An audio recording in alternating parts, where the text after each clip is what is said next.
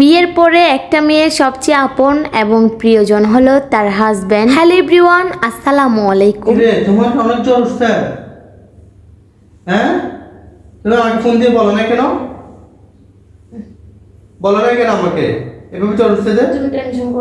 হঠাৎ করে গত পরশুদিন বিকেলে আমার অনেক বেশি জ্বর উঠে যায়, আর এদিকে আমার হাজবেন্ড ছিল অফিসে। ও আসার প্রায় টাইম হয়ে গেছিল, এই জন্য আমি আর ওকে ফোন দিয়ে বলি নাই। তাই এসেও আমার সাথে অনেক বেশি রাগ দেখাচ্ছে, বলতেছে আমাকে ফোন দিয়ে বলনি কেন। আর এসে যখন দেখতেছে আমার গায়ে অনেক বেশি জ্বর, তখন ও খুব তাড়াহুড়া করতেছে আমাকে সুস্থ করে তোলার জন্য। দেখতে পাচ্ছেন কতটা যে আমাকে সেবা করতেছে গাইস। আমি মনে করি একজন লাইফ পার্টনারের কাছ থেকে এর চেয়ে আর বেশি কিছু আশা করা যায় না, কারণ একজন লাইফ পার্টনার আপনাকে এভাবে যে সেবা করবে, আপনার অসুস্থতার সময় পাশে থাকবে, এইটাই তো চাই একটা মেয়ে। আমার অনেক বেশি জ্বর ছিল, এই জন্য আমার হাজবেন্ড গেঞ্জি দিয়ে আমার মুখটা মুছে দিচ্ছে, কারণ একদম জ্বরে গা পুড়ে যাচ্ছে এই জন্য। আর আমার হাজবেন্ড আমার জন্য এখন পাস্তা রান্না করতে চলে এসেছে, কারণ আমার মুখটা এত বেশি তিতা ছিল, আমি সারাদিন কিচ্ছু খাইনি। আর গাইস, ঋতু পরিবর্তনের কারণে এখন যে জ্বরগুলো হচ্ছে এগুলো মুখ এত বেশি তিতা করে ফেলে, জাস্ট বলার মতো না। আমার মুখ অনেক বেশি তিতা হয়ে গেছে, একদম কিছু খেতে পারতেছি না, এরকম একটা অবস্থা হয়ে গেছে। আর আমার হাজবেন্ড যে আমার জন্য এত সুন্দর করে রান্না করেছে, এডিট করার সময় এগুলো দেখে তো আমি একদম অবাক। মাশাআল্লাহ, ও আমার জন্য অনেক সুন্দর করে পাস্তা বানিয়েছে। তো গাইস, এখন আমার মুড়ির জন্য ঝাল ঝাল পাস্তা রান্না করছি গরুর মাংস দিয়ে। এখন এগুলো খাওয়াই, ওষুধ খাওয়াবো, এরপর ফ্রুট খাওয়াবো, ইনশাআল্লাহ সুস্থ হয়ে যাবে।